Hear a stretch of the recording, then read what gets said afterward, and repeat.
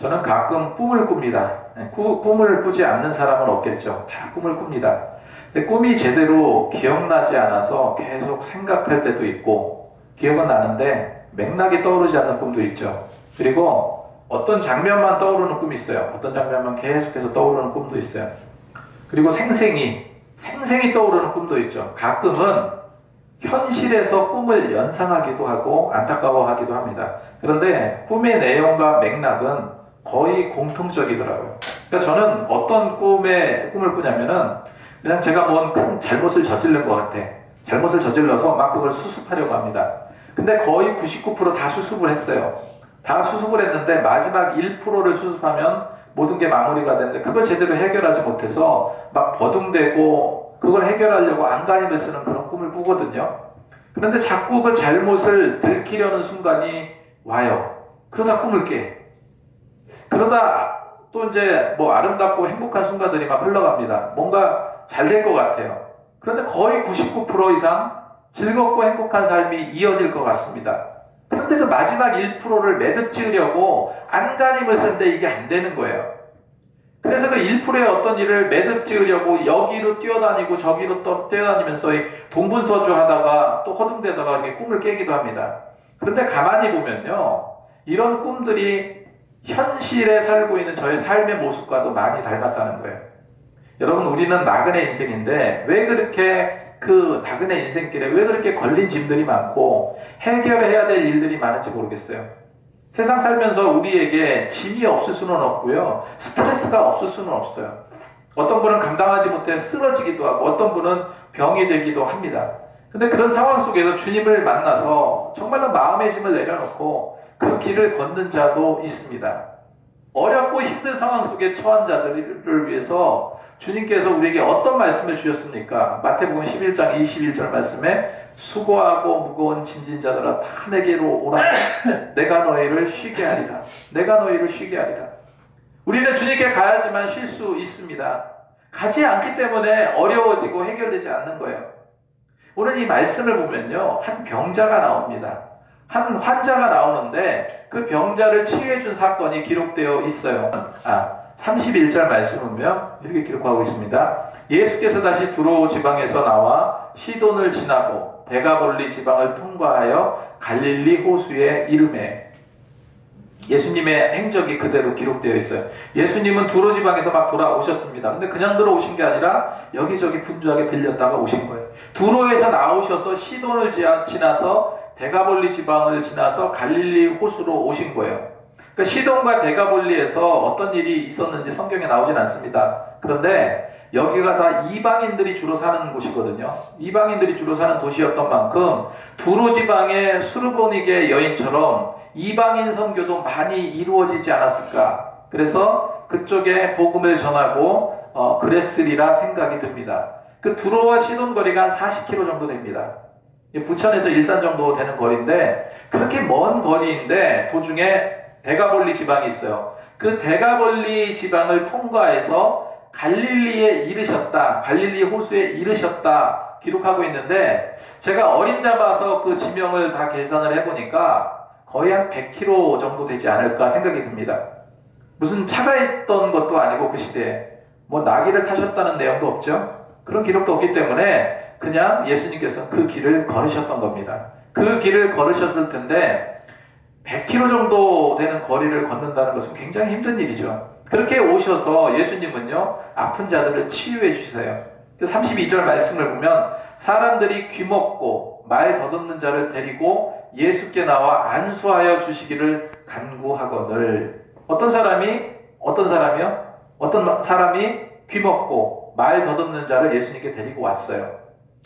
예수님은 아픈 자를 치유해 주셨는데 귀먹고 말 더듬는 자다라고 기록을 하고 있어요. 그런 자를 주님께 데려온 겁니다. 사람들은 예수님께 안수해 주길, 다시 말해서 그 사람을 치유해 주길 원하셨던 거예요.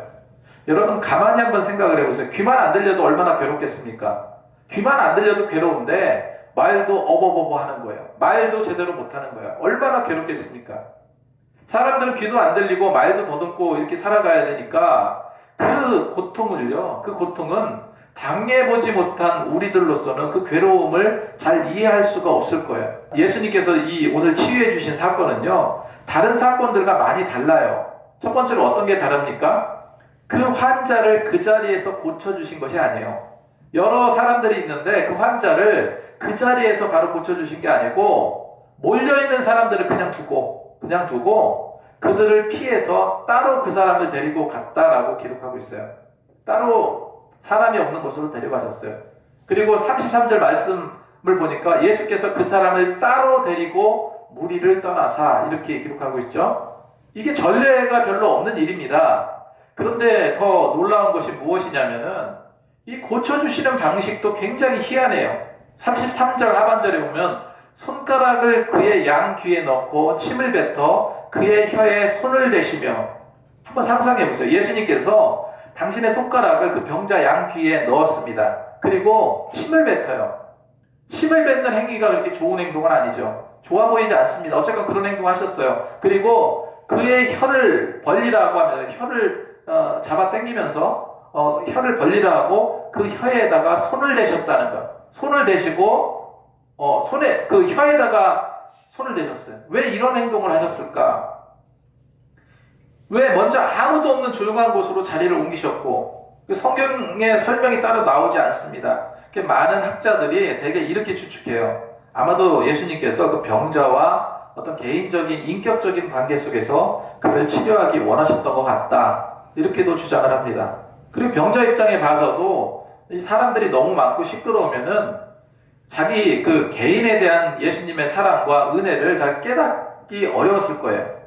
어쨌건 병은 치료되었는데 예수님과 인격적인 관계가 더 깊어지지 않는다는 건 그 좋은 일이 아니죠. 그리고 이 병자를 치료하는데 우선 손가락을 그의 양귀에 넣었다. 침을 뱉으신 뒤에 그의 혀에 손을 대셨는데 이런 행동을 굳이 할 필요가 있었을까? 이와 똑같은 방식으로 환자를 치료하신 성경 기록이 있습니다. 비슷하게 치료한 게 있어요.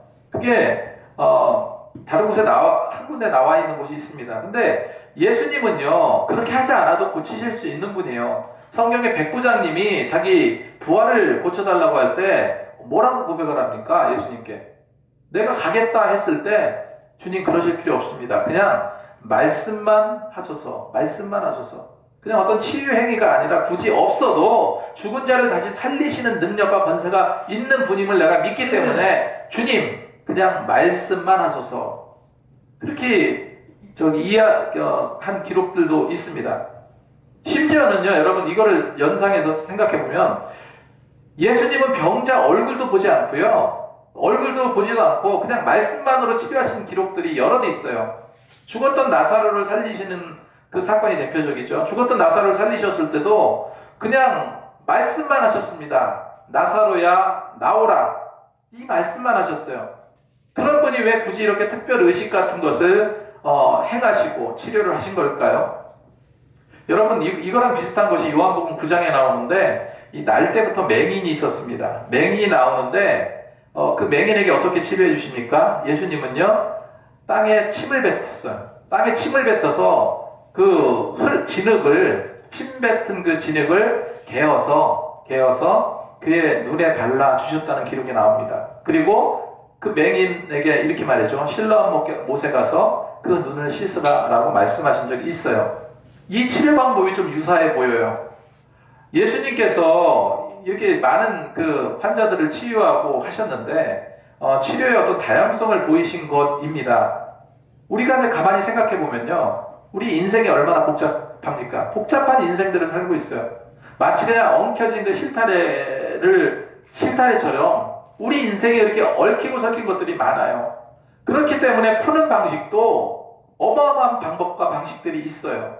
이런 사실들을 우리가 연상하게 합니다. 어쩌면 이 환자는 실제 행위적으로 보여지는 것에 더 민감한 성향일 수도 있습니다. 요즘에 막 치유적인 행동, 그 이단들을 많이 흉내내고, 그래서 당시에 점술사나 무당들 역시 그런 행위에 치중하기도 합니다. 제가 유튜브로 저쪽으로 이렇게 고가 쪽으로 올라가는데 거기 옆에 보면은 천부교가 있어요. 천부교. 그 비둘기 모양의 그 이단이 있죠. 박태선 장로가 이렇게 했던. 근데 저는 박태선 장로에 대해서는 잘 모릅니다. 그냥 이단이다, 기독교 이단이다 정도밖에 모르는데, 그래서 궁금해서 인터넷으로 천부교에 대해서 알아봤어요. 알아봤는데 역시나 똑같아요. 많은 사람들을 치유했던 치유의 기적이 있다고 하면서 그 많은 사람들이 몰려들었고, 그게 이제 한때 붐을 일으켰다고 하더라고요. 그렇게 해서 모여든 사람들이 신앙촌을 만들고 그렇게 형성된 종교예요. 그렇게 형성된 종교인데, 그러니까 들어가서 보면은 정말로 우리 기독교를 너무 많이 욕을 해요. 그 성경이 막 그게 엉망진창이라고 이야기도 하고, 교리가 틀렸다고 얘기하고 하면서 막 그렇게 하더라고요. 그런 것을 제가 봤는데, 이때 당시에도 이단들이 많이 있었어요. 그러다 보니까 치유할 때 아픈 자를 치유한답시고 막 그냥 점술사나 무당들이 하는 그런 행위를 많이 하기도 했습니다. 구약 성경의 나아만 장군을 한번 생각해 보세요. 엘리야에게서 치유받을 때 나아만 장군 자체도 그렇게 생각했어요. 뭔가 엘리야가 대단한 선지자인데 이 대단한 선지자가 뭔가 치유 의식이 있었다고 생각을 했습니다. 뭔가 그냥 막 춤도 추기도 하고 어떻게 안수도 하고 그럴 줄 알았어요. 그런데 딱 엘리사 선지자가 한 얘기가 뭡니까? 그냥 말만 해요. 저기 요단강이 있으니까 요단강에 가서 7번 저기 몸을 씻으라, 이 말만 한 거야. 저 돌팔이 아니야? 막 이렇게 생각했겠죠.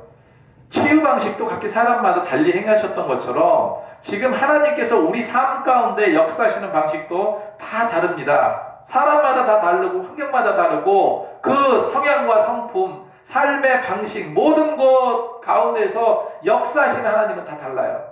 이럼에도 도무지 예수님의 그런 의식은 조금 특별하다, 특이하다 말할 수 있을 것인데, 사실 저는 이런 그 논지의 생각이 참 무의미함을 알면서도 계속 생각을 해봤던 거예요. 무의미함을 알면서도 계속 우리는 또 그거를 알아내려고 이야기를 하곤 합니다. 사실 의심 많고 호기심 많은 우리는요, 그냥 기도하면서도 맨날 계산해요. 기도하면서 계산기 두드리잖아요. 이렇게 했으니 하나님께서 이런 복의 보따리를 베푸실 것이다 하면서, 그죠?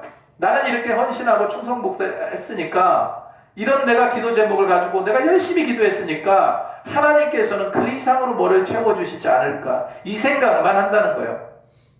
제가 예수님의 그런 행위적인 부분에 대해서 왜 그러셨을까, 왜 그렇게 치유하셨을까 이렇게 예측하듯이 예수님의 우리를 향한 그 이끄심, 그 보호하심을요, 여러분 자꾸 예측하시지 마시라는 거예요. 내 손바닥에 두고 하나님을 판단하지 마시라는 거예요. 예수님은 이 불쌍한 환자의 귀에 손가락을 넣고 혀에 손을 대어주신 것은 이 사람의 구체적인 문제를 해결해 주시겠다는 그 주님의 강력한 의지의 천명인 겁니다. 귀가 안 들리니 귀 만져주신 것일 테고, 입이 안 열리니 혀를 만져주신 거예요. 그렇게 세밀하게 터치해주시는 터치해주시는 분이 예수님이시라는 거예요. 내 마음을 만져주시고 환경적인 고통뿐만 아니라 심지어 그 고통까지도 터치해주시는 그런 하나님이심을 여러분 기억하시기 바랍니다. 이 치유하는 사건은요, 복음서를 잘 보면은 예수님께서 질병을 치유해 준 사건이 38번이 나옵니다. 38번. 개인적으로 치료하신 기사와 단체 다 포함해서 그 정도 나옵니다. 근데 구약성경 전체에 걸쳐서 기록된 치유 사건은 약 80번이에요. 그런 거랑 비교해 보면은 예수님은 3년이라는 그 짧은 기간 동안에 엄청나게 많은 치유의 기록이 남겨져 있었던 거죠. 그래서 우리는 예수님을 나의 좋은 치료자 이렇게 말하죠. 우리의 치료자 되신 주님 이렇게 이야기를 합니다. 그 치료는 이 시대의 우리를 향한, 그게 질병의 치료이기도 하고요, 마음속에 있는 그 마음의 병의 치료이기도 하고, 우리 삶의 회복까지도 포함된 그런 이끄심임을 여러분 기억하시기 바랍니다. 분명 예수님은 우리 생활 가운데 계셔서 치유와 회복을 주시는 하나님이 되세요. 그것이 육적이든 영적이든 마음적인 심적이든 언제나 치료의 메스를 드시고 우리의 어려움을 어루만져 주시고요, 고쳐서 싸매 주시기도 하고, 심각할 경우에는 영적인 수술까지도 해주시는 분이 주님이십니다. 여러분, 그런 분을 우리는 의지하고 신뢰하시기 바랍니다. 그런데 이제 예수님은요, 아주 놀라운 선포를 하십니다. 34절 말씀에 하늘을 우러러 탄식하시며 그에게 이르시되 에바다 하시니 이는 열리라는 뜻이라 기록하고 있어요. 자, 첫 번째 예수님께서 뭐를 하셨다고요? 탄식을 하셨다고 성경은 기록하고 있어요. 탄식을 하셨다. 이 의미를 잘 이해할 필요가 있습니다. 하늘을 우러러 탄식을 하셨다. 여기서 탄식하다라는 말은 헬라어로 스테나조라는 단어입니다. 스테나조. 근데 이 말은 신음에 가까운 소리를 말하는 거예요. 정말로 너무 격해가지고 막 신음소리가 날 정도의 소리를 내신 게 바로 탄식하다예요. 깊은 숨을 내쉬는 것을 뜻합니다. 그런데 뭐를 탄식하실까 했던 걸까? 능력의 주님은요, 그 환자의 이 전 인생을 목도했을 것입니다. 그자가 살아온 그 인생의 모든 것을 보셨고 아셨고, 그죠? 그리고 긍휼이 많으신 주님께서는 정말로 신음에 가까운 소리를 내시면서 그를 불쌍히 여기신 거예요. 그를 공감하신 겁니다. 귀도 먹고 말도 더듬는 그런 자였기 때문에 세상적으로 볼 때 얼마나 놀림을 받았을까, 얼마나 소외감을 당하고 얼마나 외롭게 살았을까, 그것이 연상되셨겠죠. 물론 귀 먹고 말 더듬는 자를 어떤 사람이 데려왔다고 했고 예수님께 안수해 주기를 바랬다고 했는데, 그렇게 고마운 사람도 있을 수 있겠지만은 대부분 사람들은 어떻습니까? 편견 속에 살잖아요. 편견 속에 갇혀 살기 때문에 대부분 그 보이는 모습을 보고 그 사람을 판단해. 그래서 그 아픔을 헤아리지 못합니다. 그 아픔을 진심으로 헤아리려 하지 않았던 거예요. 그래서 예수님은 그의 삶의 모든 건, 그 영혼이 겪어왔던 모든 괴로움, 모든 고통, 그 눈물을 보시고 그를 위해서 감정적인 부분을 표현하신 거예요. 감정적인 부분을 드러내신 것입니다. 그것이 바로 탄식하셨다. 스테나조. 예수님께서 탄식하셨다는 이 스테나조라는 말은요, 로마서에도 나오는데, 로마서 8장 26절 말씀을 보니까 이런 기록이 있습니다. 이와 같이 성령도 우리의 연약함을 도우시나니 우리는 마땅히 기도할 바를 알지 못하나 오직 성령이 말할 수 없는 탄식으로, 이게 탄식이 나오죠. 말할 수 없는 탄식으로 우리를 위하여 친히 간구하시느니라 기록하고 있어요. 여기서 가만히 보세요. 탄식 누가 했습니까? 누가 했어요? 성령께서 탄식하셨다 말씀하고 있어요. 성령께서 탄식하셨다.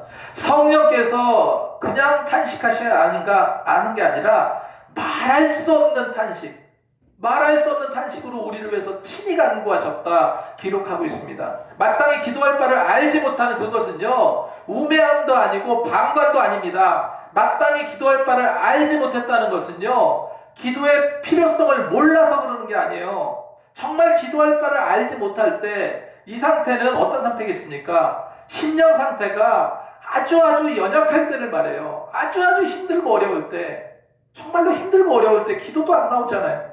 그 정도로 연약할 때를 말해요.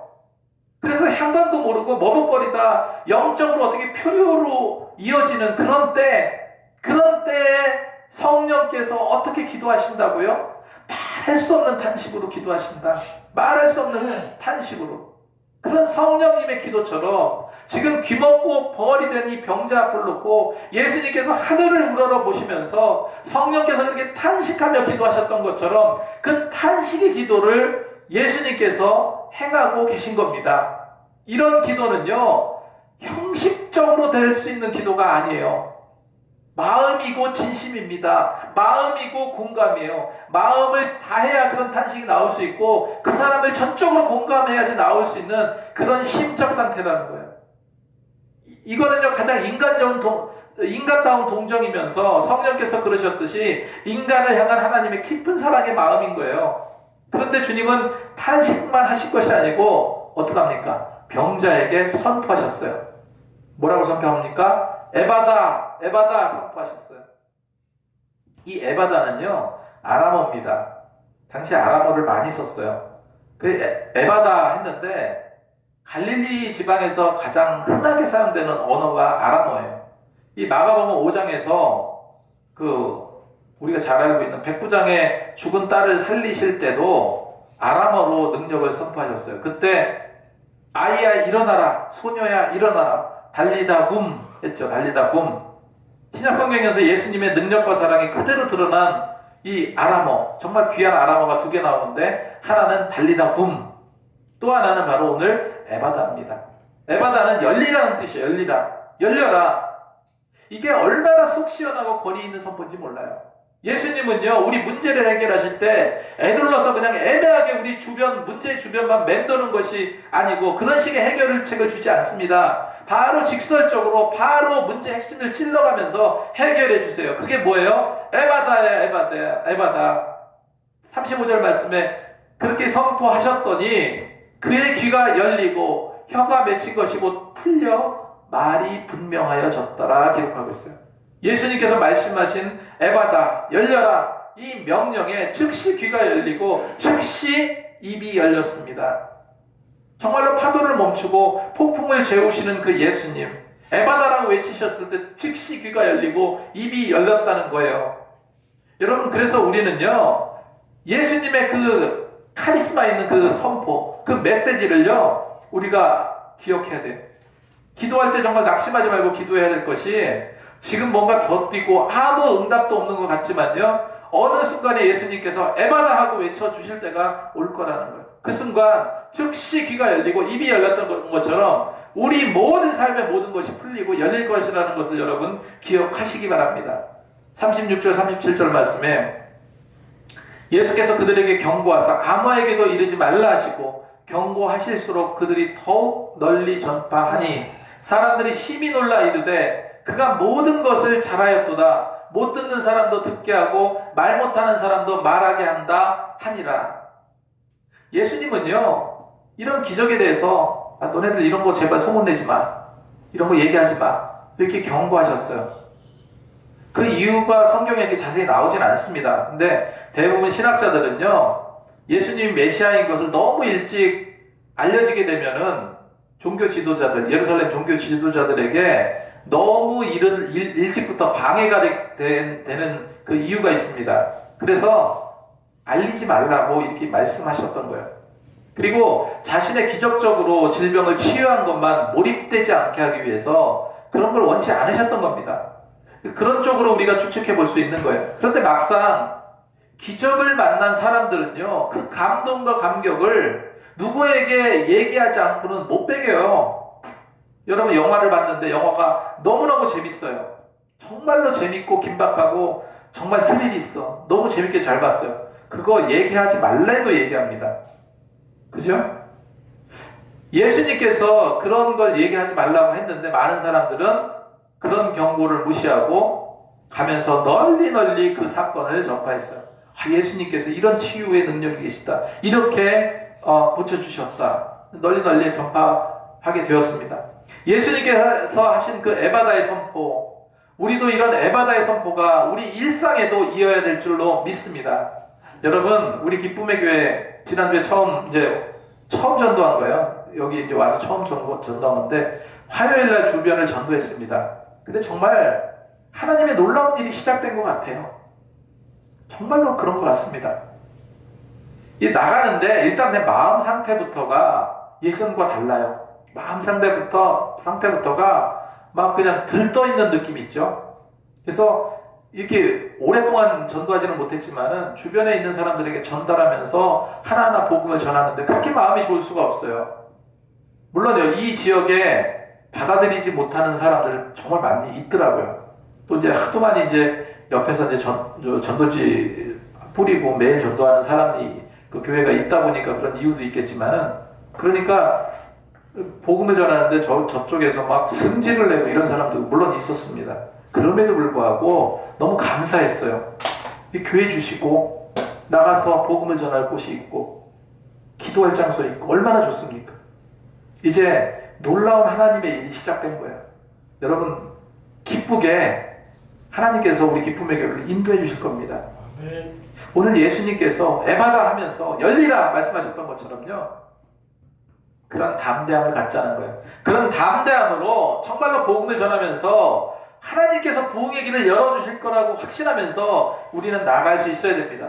그렇게 축복의 길을 열어주실 것을 믿고 모든 것이 다 해결될 거라고 저는 생각을 해요. 특별히 많은 영혼들이 올 것이고, 특별히 재정적인 문제, 우리 지금 계속해서 지출돼야 될 돈들이 많은데 재정은 없어.